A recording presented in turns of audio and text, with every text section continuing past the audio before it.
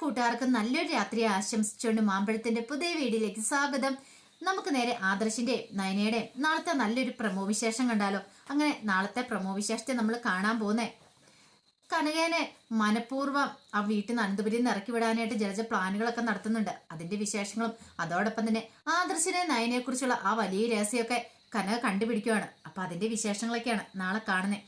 ഇന്ന് തന്നെ നമ്മൾ കണ്ടു നന്ദുവിനെ കുറിച്ച് ഓർത്തിട്ട് നയനയ്ക്ക് വല്ലാത്ത ടെൻഷനായിരുന്നു. അവൾക്ക് എന്തോ കാര്യമായിട്ട് സംഭവിച്ചിട്ടുണ്ട്. ഒരുപക്ഷെ അമ്മ തന്നോടൊന്നും പറഞ്ഞിട്ടില്ല. അവളോട് ചോദിച്ചപ്പോഴും അവള് പറയാൻ വഴിയില്ല. ഇങ്ങോട്ട് അമ്മ അവള് വരണ്ടെന്ന് പറഞ്ഞെങ്കിൽ അതിന്റെ പിന്നിൽ എന്തെങ്കിലും ഒരു കാരണം ഇല്ലാതിരിക്കില്ല. പക്ഷെ അതെന്താണെങ്കിലും കണ്ടുപിടിച്ചേ പറ്റുള്ളൂ. അങ്ങനെ ടെൻഷനോട് കൂടിയിട്ടാണ് നയന മുറിയിലേക്ക് ചെന്നപ്പം ആദർശ് ചോദിച്ച്, എന്താ നിന്റെ മുഖം എന്താ വല്ലാതിരിക്കണേന്ന് ചോദിക്കേ. ഒന്നുമില്ല, എന്തോ കാര്യമുണ്ടല്ലോ. ഇനി എന്താണെങ്കിലും മനസ്സിലിട്ടത് പെരുപ്പിക്കാതെ തുറന്നു പറ. അല്ലെങ്കിൽ അവസാനം വന്നു കഴിയുമ്പോൾ പിന്നെ വലിയ പ്രശ്നമായി കഴിയുമ്പോഴത്തേനും പരിഹരിക്കാൻ പറ്റാതെ വരും. അല്ല, ഇതിനെക്കുറിച്ച് ഞാൻ മുമ്പേ ആദർശാണ് സംസാരിച്ചിട്ടുള്ള. അന്ന് ആദർശാണ് എന്നോട് പറഞ്ഞത് ഇനി ഇതിനെക്കുറിച്ച് നമ്മൾ തമ്മിൽ സംസാരം വേണ്ടെന്നാ. അതാ പിന്നെ ഞാൻ പറയായിരുന്നേ. അല്ല, എന്താ കാര്യം? എന്താ അനിയെക്കുറിച്ചാ? അവൻ എന്തോ മനസ്സ് വല്ലാതെ വിഷമിച്ചാ നടക്കുന്നേ. അവന്റെ മനസ്സിൽ എന്താ കാര്യം എന്താന്ന് പോലും അറിയത്തില്ല. ഒരു പക്ഷെ നന്ദു ഇങ്ങോട്ട് വരുവാണെങ്കിൽ നന്ദുവിനോട് ചിലപ്പോൾ അവൻ തുറന്നു പറയായിരിക്കും അവന്റെ മനസ്സിലുള്ള പെൺകുട്ടി ആരെന്നും എന്താന്നൊക്കെ. ഒരു നല്ല കാര്യമാ ആദർശം. അതിന്റെ ആവശ്യമുണ്ടെന്ന് എനിക്ക് തോന്നുന്നില്ല. അതെന്താ ആദർശേട്ടാ അങ്ങനെ വന്നേ? വെറുതെ എന്തിനാ ഇനിയിപ്പം നന്ദുവിനെയും കൂടെ കൊണ്ടുവന്നിട്ട് ഇവിടെ ഒരു പ്രശ്നം ഉണ്ടാക്കണ്ടേ? അതിന്റെ ആവശ്യമൊന്നുമില്ല എന്ന് പറയാം. പക്ഷെങ്കിൽ നയന പറഞ്ഞു, അതൊക്കെ ശരി തന്നെയാ. പക്ഷെങ്കിൽ അവൻ ഇതിലായിട്ട് ആരോടും തുറന്നു പറഞ്ഞിട്ടില്ലോ. എനിക്കെന്തോ അവന്റെ ഈ പോക്ക് കണ്ട് വല്ലാത്തൊരു സങ്കടം തോന്നും. പണ്ടത്തെ പോലെ ഒന്നുമില്ല. എപ്പം നോക്കിയാലും അവൻ ഒരേ ഇരിപ്പ് തന്നെയാ. ആ കളിയും ചിരിയും വർത്താനം ഒന്നും അവന്റെ മുഖത്തില്ല. കല്യാണം അടുക്കും തോറും അവന് വല്ലാത്ത ടെൻഷനാന്ന് പറയാം. ഒരു കാര്യം ഞാൻ പറഞ്ഞേക്കാം, ഇതുപോലത്തെ സംസാരമായിട്ട് മേലെ നീ എൻ്റെ അടുത്തേക്ക് വന്നേക്കല്ലേ. ഇതുപോലത്തെ സംസാരമാ അപകടം ക്ഷണിച്ചു വരുത്തുന്നത്. നീ ഇതുപോലത്തെ ഓരോന്ന് ഒപ്പിച്ചുകൊണ്ട് വരും. പിന്നെ അതിന്റെ പുറകെ മനുഷ്യന് തൂങ്ങാനേ ഇവിടെ സമയമുള്ളൂ. അതുകൊണ്ട് ഇതുപോലത്തെ ഉള്ള സംസാരങ്ങൾ നിർത്തിയേക്കാൻ പറയാം. പിന്നെ അതെന്റെ അമ്മ വന്നിട്ടുണ്ട്, അറിയാലോ. അമ്മ വന്നു കഴിയുമ്പോഴത്തേനും ഇനി അമ്മയ്ക്ക് പല പല സംശയങ്ങൾ ഒക്കെ ഉണ്ടാവും. നമ്മൾ തമ്മിലെ ഭാര്യ ഭർത്താക്കന്മാരാന്ന് കരുതിയ അമ്മ ഇപ്പോഴും ഇരിക്കുന്നത്. ഒരു കാരണവശാലും അങ്ങനെയല്ലാതെ അമ്മയെ അറിയരുത്. അങ്ങനെ എന്നിട്ടുണ്ടെങ്കിൽ അമ്മയ്ക്ക് സഹിക്കാൻ പറ്റില്ല. നിങ്ങളുടെ അമ്മ നിങ്ങളെ എത്രമാത്രം സ്നേഹിക്കുന്നുണ്ടോ, ആദർശാനെ സ്നേഹിക്കുന്നുണ്ടോ, അതുപോലെ തന്നെ എൻ്റെ അമ്മ എന്നെ സ്നേഹിക്കുന്നുണ്ട്. അതുകൊണ്ട് ഇനിയിപ്പം അമ്മയുടെ മുന്നിൽ അഭിനയിച്ചേ പറ്റുള്ളൂ എന്ന് പറയാം. പിന്നെ അഭിനയം അതിമേ പണ്ട് തൊട്ട് അങ്ങനെ ചെയ്തുകൊണ്ടിരിക്കുവാണല്ലോ. നിനക്ക് പിന്നെ അഭിനയിക്കാൻ നല്ല കഴിവുള്ളോ, ഓസ്കർ അവാർഡ് കിട്ടുമെന്ന് പറയണം. എൻ്റെ കാര്യം മാത്രമല്ല ഞാൻ പറഞ്ഞേ, ആദർശാന്റെ കാര്യം കൂടെ പറഞ്ഞേ. ഞാനിവിടെ എത്ര കാലം ഉണ്ടാവുമെന്ന് എനിക്കറിയില്ല. പക്ഷെ ആ ഉണ്ടാവുന്നിടത്തോളം നല്ല രീതിയിൽ തന്നെ മുന്നോട്ട് പോകണമെന്ന് എനിക്ക് ആഗ്രഹം. ഒരു കാരണവശാലും അമ്മയൊന്നും ഇത് അറിയാൻ പാടില്ലെന്ന് പറയാം. ശരി, നോക്കാന്ന് പറയണം. പിന്നീട് നയനെ അങ്ങോട്ട് ഇറങ്ങിപ്പോവാ. അങ്ങനെ രാത്രിയായി കഴിഞ്ഞപ്പം ജലജയുടെ മുറിയിലേക്ക് നേരെ കിടക്കാൻ ചെല്ലുക. സാധാരണഗതിയിൽ ഇനി മുമ്പ് വന്ന സമയത്തും ആ മുറിയിലായിരുന്നു പോയി കിടന്നിരുന്നേ. അങ്ങനെ ചെന്ന് കഴിഞ്ഞപ്പോഴത്തേനും ജലജ ചോദിച്ചു, എന്താ നീ ഇങ്ങോട്ട് വന്നേന്ന് ചോദിക്കണം. അല്ല, കിടക്കാൻ വേണ്ടോ?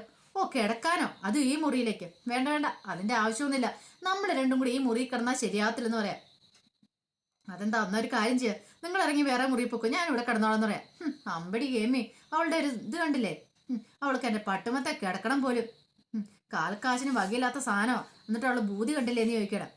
അതെ, ഒരു കാര്യം ഞാൻ പറഞ്ഞേക്കാം. മുമ്പ് വന്നപ്പോൾ ഞാൻ ഇവിടെ കിടന്നേ, അതുകൊണ്ടാണ് ഇങ്ങോട്ട് വന്നേന്ന് പറയണം. ഒരു കാര്യം ചെയ്യാം, നീ ഇവിടുത്തെ VIP അതിഥിയല്ലേ, അവരോട് പറ ഒരു മുറി നിനക്ക് ഒരുക്കി തരാൻ പറ. ഇല്ല നിന്റെ മകളുടെ മുറി ഉണ്ടല്ലോ, അങ്ങോട്ട് ചെല്ലാൻ പറയണം. ഇത് ചെലജെ അനാവശ്യം പറയില്ല കേട്ടോ എന്ന് പറയണം. മര്യാദയ്ക്ക് നീ കിടക്കുവാണെങ്കിൽ നമുക്ക് രണ്ടുപേർക്കും കിടക്കാനുള്ള സ്ഥലമുണ്ട്. പിന്നെ നീ എന്തിനാ ഇങ്ങനെ പറഞ്ഞുകൊണ്ടിരിക്കണമെന്ന് ചോദിക്കാം. മനഃപൂർവ്വം ഇനിയിപ്പോൾ എന്നോട് വഴക്കുണ്ടാക്കാനാ നിന്റെ ഭാവെങ്കിൽ ഞാൻ വെറുതെ വിടത്തില്ല. ഞാനിപ്പോൾ ഇവിടെ കിടന്ന് ഒച്ചയെടുപ്പാടുണ്ടാക്കും. പിന്നീട് ഇവിടുത്തെ മൂർത്തി സാറും അവരെല്ലാരും കൂടി ഇങ്ങോട്ട് വരും. എന്നാ സംഭവിക്കാൻ പോകുന്ന അറിയില്ലോ. ഒരു പക്ഷെ നിന്നെ പുറത്താക്കിയിട്ട് എനിക്ക് ഈ മുറി തരും. അത് വേണോന്ന് ചോദിക്കുകയാണ്. ജലജിക്ക് മനസ്സിലായി, കനക അതല്ല അതിലപ്പുറം കാണിക്കും. ഇവിടോട് കളിച്ചിട്ടുണ്ടെങ്കിൽ ചിലപ്പോൾ പണി പാളും.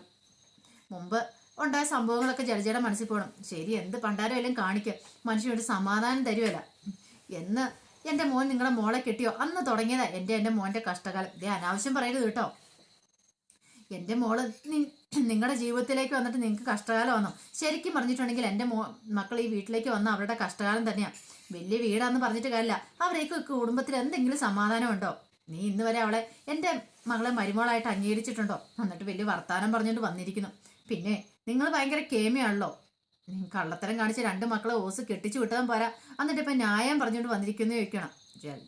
ജലജയുടെ ഈ വാക്കുകൾ കേട്ടപ്പോൾ കനയ്ക്ക് ദേഷ്യം വന്നു. കന പറഞ്ഞു, ഒരക്ഷരം മിണ്ടിപ്പോയക്കണം എൻ്റെ മക്കളെക്കുറിച്ച് പറഞ്ഞാണ്ടല്ലോ നിന്റെ കർണം അടിച്ചു പോയക്കും. അല്ലെങ്കിൽ തന്നെ ഞാൻ നോങ്ങി വെച്ചിരിക്കുക. എൻ്റെ മോളുടെ വയറ്റി വളർന്ന കുഞ്ഞ് നിന്റെ മോൻ്റെ ആരെന്ന് പറഞ്ഞപ്പോൾ തന്നെ എനിക്ക് കലിപൊണ്ടിരിക്കുക. ഇനി നീ എന്തെങ്കിലും ഒരു അക്ഷരം വേണ്ടിയിട്ടുണ്ടെങ്കിൽ ഞാൻ മിക്കവാറും നിന്റെ കഴുത്തെ പിടിച്ച് ഞാൻ വലിക്കൂന്ന് പറയാണ്. ജലജയ്ക്ക് മനസ്സിലായി. ഇവള് ചെയ്യുമെന്ന് പറഞ്ഞാൽ ചിലപ്പോൾ ചെയ്യും. പിന്നീട് ജലജയൊന്നും മിണ്ടിയില്ല. ഈ സമയം അബി ഭയങ്കര സങ്കടത്തിലായിരുന്നു. അനി ഭയങ്കര സങ്കടത്തിലാണ്. എനിക്ക് എന്ത് ചെയ്യണമെന്ന് അറിയത്തില്ല. അപ്പോഴാണ് അനാമികയുടെ കോള് വരുന്നത്. കോള് എടുക്കണോ വേണ്ടെന്ന് ഇങ്ങനെ ആലോചിച്ചു. പിന്നെ ഞങ്ങൾ എടുത്തു. എന്താ നീ മുമ്പ് ഞാൻ വിളിച്ചിട്ട് നീ എടുത്തില്ലോ എന്ന് ചോദിക്കണേ. അതില്ല, ഓരോ തിരക്കിൽ. എന്ത് തിരക്ക്? അവിടെ എന്താ തിരക്കെന്ന് ചോദിക്കുകയാണ്. ഞാൻ വിളിച്ചിട്ട് കോൾ എടുക്കാതിരിക്കാൻ മാത്രം ഭയങ്കര തിരക്കായി പോയെന്ന് ചോദിക്കുക. അതങ്ങനെയൊന്നും ഇല്ല. അല്ല കല്യാണിക്കുറി മേടിക്കാൻ പോകണ്ടേന്ന് ചോദിക്കുകയാണ്. അതൊക്കെ സെലക്ട് ചെയ്യണ്ടേ? സെലക്ട് ചെയ്യണമെന്ന് ഓർത്തിരിക്കുക. നാളെ എങ്ങാനും പോകാമെന്ന് പറയാണ്. ശരി, എന്നാൽ നാളെ പോയേക്കാം. എപ്പോഴാന്ന് നീ വിളിച്ചു പറഞ്ഞാൽ മതി, ഞാൻ വരാമെന്ന് പറയണം. അങ്ങനെ കോള് വെച്ച് കഴിഞ്ഞപ്പോഴത്തേനും എനിക്ക് വല്ലാത്ത ടെൻഷൻ. ദൈവം ഇനി കല്യാണക്കുറി എടുക്കാൻ പോകണം. അതൊക്കെ ഓർത്തൊരു സമാധാനമില്ല. നന്ദുവിനോട് പറയണോ, നന്ദുവിനെ കൂടെ വിളിച്ചാലോ? അങ്ങനെ ആ ഒരു ചിന്തയോട് കൂടിയിട്ട് അനി നന്ദുവിനെ ഫോൺ ചെയ്യുവാണ്. ഈ സമയം അനിയുടെ കോള് കണ്ടു കഴിഞ്ഞപ്പോൾ നന്ദു എടുക്കണോ വേണ്ട ആലോചിച്ചു. വേണ്ട, എടുക്കണ്ട. വെറുതെ എന്തിനാ ഇനിയിപ്പോൾ താൻ എടുത്തു കഴിഞ്ഞിട്ട് ഒരു പ്രശ്നം ഉണ്ടാകുന്നേ? വെറുതെ വിളിച്ച് ഇനി ഇപ്പം മനസ്സിന് വിഷമം കയറ്റാന്നുള്ളൂ. അതും കൂടെ ഒരു പ്രയോജനമില്ല. തനിക്കുമില്ല എനിക്കുമില്ല. ഇനിയിപ്പോൾ അനിയുടെ മനസ്സ് തന്നെ ഇഷ്ടമാണെങ്കിൽ പോലും അതൊന്നും നടക്കാൻ പോകുന്ന കാര്യമില്ല. അനാമിക അവളുമായിട്ടുള്ള വിവാഹം നടക്കട്ടെ. തനിക്ക് പറ്റിയെന്നല്ല ഒരിക്കലും. തനിക്ക് ആ കുടുംബത്തിലേക്ക് പോകാനും പറ്റില്ല. വെറുതെ എന്തിനാ മനസ്സിന് ആശ കൊടുക്കണേന്ന് ഓർത്തോണ്ട് നന്ദു ആ കോൾ എടുത്തില്ല. അപ്പം എനിക്ക് മനസ്സിലായി എന്തോ പ്രശ്നമുണ്ട്. അതുകൊണ്ടാണ് നന്ദു കോള് പോലും എടുക്കാത്തത്. എന്താന്നൊട്ട് അറിയത്തുമില്ല. അങ്ങനെ പിന്നീട് രാത്രിയിൽ ആദർശം നയനയും കൂടെ ഉറങ്ങാൻ കിടക്കുകയാണ്. അപ്പോൾ ഉറങ്ങാൻ കിടക്കുന്ന സമയത്ത് അറിയാതെ നയന എന്ത് ചെയ്യണം, കൊണ്ടുവന്ന് ആദർശിനെ അത് കെട്ടിപ്പിടിച്ചു. പക്ഷെ നയന അറിഞ്ഞുമില്ല, ഉറക്കത്തിൻ്റെ ഇതിലായിരുന്നു അങ്ങനെ ചെയ്ത്. അങ്ങനെ ഉറക്കം ഉണർന്ന് പതുക്കെ നോക്കിക്കഴിയുമ്പോഴത്തേനും തന്നെ കെട്ടിപ്പിടിച്ചിരിക്കുന്ന നയനയെ കണ്ടത്. ഈ കാഴ്ചയാണ് പെട്ടെന്ന് ആദർശം എന്ത് ചെയ്യണം, ആ കൈയൊക്കെ അവളുടെ അങ്ങോട്ട് എടുത്തങ്ങോട്ട് മാറ്റുകയാണ്. എടുത്ത് മാറ്റിയിട്ട് ആദർശം കൂടെ നീക്കിടന്നു. അങ്ങനെ പിറ്റേ ദിവസം നേരം വെളുത്തോണ്ട് നയന പതിവ് പോലെ എഴുന്നേറ്റ് ബാത്റൂമിൽ പോയി കുളിയെല്ലാം കഴിഞ്ഞു വന്നു. കുളിയെല്ലാം കഴിഞ്ഞപ്പം ആദർശം എഴുന്നേറ്റിരിക്കുന്നുണ്ടായിരുന്നു. അപ്പോൾ ആദർശം ചോദിച്ചു, അല്ല ഇന്നലെ നീ ഉറങ്ങിയില്ലേന്ന് ചോദിക്കണം. ഞാൻ ഉറങ്ങിയായിരുന്നല്ലോ. അല്ല സത്യം പറ, നീ ഇനി ഉറക്കത്തിൽ അറിഞ്ഞോണ്ടാണോ ഇനി അറിയാതെയാണോ എന്ന് വെച്ചാൽ എന്താ ആദർശേട്ടാ കാര്യം എന്താന്ന് പറ. അല്ല ഞാൻ ഉറക്കത്തിൽ കണ്ണുറന്ന് നോക്കിക്കഴിഞ്ഞപ്പോഴത്തേനും നീ എന്നെ കെട്ടിപ്പിടിച്ച് കിടക്കുന്ന ഞാൻ കണ്ടെന്ന് പറയണം. അതാണോ? അതൊരു പക്ഷെ ഞാൻ ഉറക്കത്തിലെങ്ങാനും അറിയാതെ അങ്ങോട്ട് വന്നായിരിക്കും. ഉറക്കത്തിൽ അറിയാതെ? അതെന്നാ? അല്ല തിരിഞ്ഞും പറഞ്ഞും കിടക്കുമ്പോൾ അറിയാതെ നമ്മൾ അങ്ങനെ അടുത്തേക്ക് വരുമല്ലോ. അങ്ങനെയാണ് കാര്യങ്ങൾ. അതെ, ഉറക്കത്തിൽ അങ്ങനെ തിരിഞ്ഞും പറഞ്ഞൊന്നും വന്ന് കിടക്കണ്ട. പറഞ്ഞു കേട്ടല്ലോ. അങ്ങനെ വന്ന് കിടക്കണമെങ്കിലേ ഒരു കാര്യം ചെയ്യണം. നീ താഴെ തന്നെ ബെഡേ കിടന്നു, അതാ നിനക്ക് നല്ലതെന്ന് പറയാണ്. ഈ സമയം ആദർശം നയനയ്ക്കുള്ള ചായയൊക്കെ ആയിട്ട് അങ്ങോട്ട് കനക വരുന്നേ. കനക ഇതൊന്നും അറിഞ്ഞോണ്ടല്ല. അപ്പൊ രാവിലെ അവർ എഴുന്നേറ്റ് കാണും. അപ്പൊ കനക അമ്മയാണല്ലോ. അപ്പൊ സാധാരണ ഇതിന് മുമ്പ് വരുമ്പോൾ അങ്ങനെയൊക്കെ തന്നെയായിരുന്നു കനക ചെയ്തുകൊണ്ടിരുന്നത്. അവർക്ക് ചായ കൊണ്ടു കൊടുക്കാനായിട്ട് വരുമായിരുന്നു. അപ്പൊ ആ വിചാരത്തോടു കൂടിയാണ് മുറിയിലേക്ക് പുറത്തേക്ക് വരുന്നത്. ഈ സമയമാണ് ആദർശ് ഈ കാര്യങ്ങളൊക്കെ പറഞ്ഞുകൊണ്ടിരിക്കണേ. ആദർശ് പറഞ്ഞു, ഇനി നിനക്ക് അങ്ങനെ ഉരുണ്ട് മറിയണമെന്ന് തോന്നുവാണെങ്കിൽ നീ താഴെ കിടന്നാൽ മതി. ഇത്രയും കാലം അങ്ങനെയായിരുന്ന കിടന്നുകൊണ്ടിരുന്നേ. തറ ബെഡ് ഇട്ടല്ലേ നീ കിടന്നുകൊണ്ടിരുന്നേ.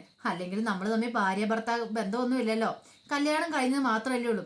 അതും മുത്തശ്ശനെ ബോധിപ്പിക്കാൻ വേണ്ടി മാത്രം ഒരു ജീവിതമല്ലേ ഇപ്പം നമ്മുടെ. അതിനപ്പുറത്തേക്ക് നമ്മൾ തമ്മിലൊരു ജീവിതം ഇല്ലല്ലോ.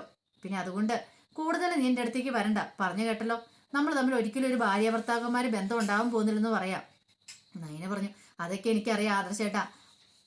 മുത്തശ്ശൻ്റെ ആയുസ് എത്രയുണ്ടോ അത്രയും മാത്രമേ ഉള്ളൂ. എനിക്ക് ഈ വീട്ടിലെ ആയുസുള്ളെന്ന് എനിക്കറിയാം. പക്ഷെ അതൊന്നും എനിക്ക് കുഴപ്പമില്ല. മുത്തശ്ശന് വേണ്ടി ഞാൻ സഹിച്ച് ക്ഷമിച്ച് നിൽക്കുന്നേ. പിന്നീട് ഞാൻ ഇവിടുന്ന് പോകുമെന്ന് എനിക്കറിയാം. ആദർശനെ എന്നെ ഇഷ്ടമില്ലാന്ന് എനിക്കറിയാം. അതൊന്നും കുഴപ്പമില്ല. എനിക്കതിലും സന്തോഷമുള്ളൂ. ആദർശൻ എപ്പോൾ പോകണമെന്ന് പറഞ്ഞാൽ മതി, ഞാൻ ഈ വീട്ടിൽ നിന്ന് ഇറങ്ങിക്കോളാം എന്ന് പറയാം. ഇതെല്ലാം കേട്ട് പുറത്തു നിന്ന് കനയ്ക്ക് തളർന്ന പോലെ തോന്നി. എൻ്റെ ഭഗവാനെ, തൻ്റെ മോൾ ഇത്ര വേദന അനുഭവിക്കുന്നുണ്ടായിരുന്നോ? ആദർശ് നയനെ പറ്റി ഇതുവരെയായിട്ടും ഭാര്യ ഭർത്താക്കന്മാർ ബന്ധം ഉണ്ടായിട്ടില്ലേ? അപ്പൊ അവൾ തൻ്റെ എല്ലാം മുന്നിൽ അഭിനയിക്കുമായിരുന്നു. തന്നെ ഗോവിന്ദനെ ഒന്നും വിഷമിപ്പിക്കണമെന്ന് കരുതി എല്ലാ സങ്കടങ്ങളും ഉള്ളിലൊതുക്കിയിരിക്കുക. താന് ഇന്നാട്ടെ നാളെയാട്ടെ അവളുടെ ജീവിതം ശരിയാകും, അല്ലെങ്കിൽ ആദർശ് നയനും തമ്മിൽ നല്ലൊരു ജീവിതമാണ് കാഴ്ചവെച്ചുകൊണ്ടിരിക്കുന്ന വിചാരിച്ചിരുന്ന എല്ലാം തകർന്ന് അരിപ്പടായാലെന്ന് ഓർത്തുകൊണ്ട് എന്ത് ചെയ്യണമെന്ന് അറിയത്തില്ലാതെ തലയ്ക്ക് കൈ കൊടുത്ത് നിൽക്കുവാണ്. കാരണം അപ്പം അതിൻ്റെ വിശേഷങ്ങളൊക്കെയാണ് നാളെ കാണാൻ പോകുന്നത്. ആ വിശേഷങ്ങൾക്കായി നമുക്ക് എല്ലാവർക്കും കാത്തിരിക്കാട്ടോ. അപ്പോൾ ഒരിക്കൽ കൂടി എല്ലാവർക്കും നല്ലൊരു രാത്രി ആശംസിച്ചുകൊണ്ട് നിർത്തുന്നു. നന്ദി.